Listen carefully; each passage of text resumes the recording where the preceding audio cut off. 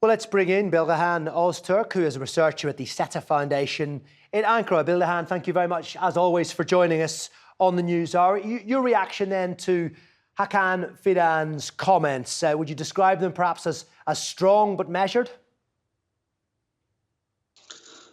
I think the comments have been in the same way that have been throughout the process since the October 7th.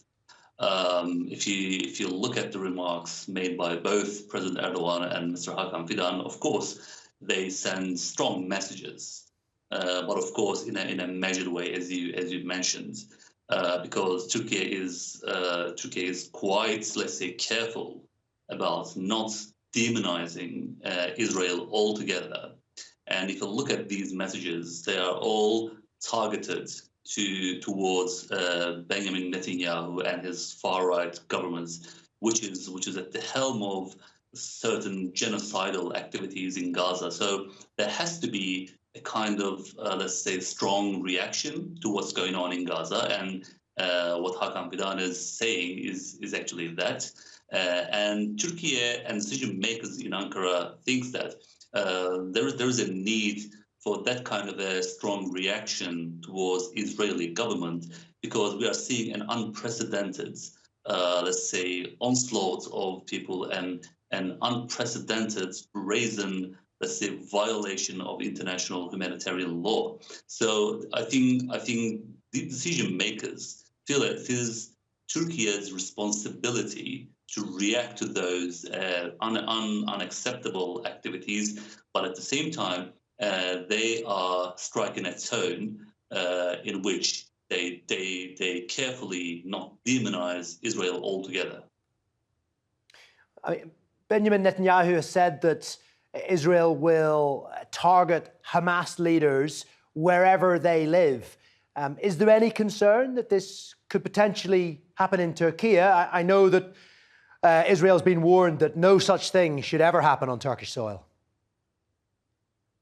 It is obvious that Israeli intelligence services or certain security services are after this, but there was a strong, let's say, warning uttered by the President Erdogan, and I think those words by Erdogan were not empty warnings.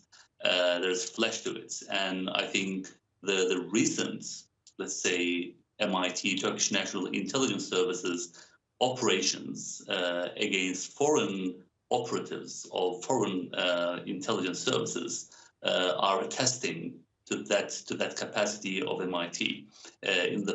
Just recently, 33 members of people who were affiliated with the Mossad, Israel's intelligence agency, they were nabbed in Turkey while they were spying on foreign nationals on Turkish soil.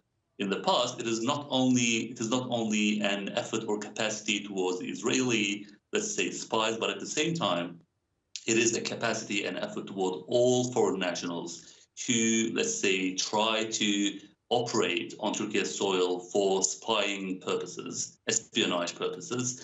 So Iranian, let's say, spies, Russian spies, Emirati spies in the past, they were all nabbed by MIT. And for one instance, Iranian services were trying to kill certain Israeli nationals on Turkey. So they were all foiled by National Intelligence Agency of Turkey, MIT. So I'm sure that Israelis are trying to score a point, so to speak, like they did in Beirut by killing Saleh al-Aruri. But I think Turkey and Turkey's intelligence services are on alert, and as they did, let's say, foil a recent, let's say, efforts to that end. I think they will be still on round the clock on alert to foil that kind of hostile and unauthorized activities on Turkish soil.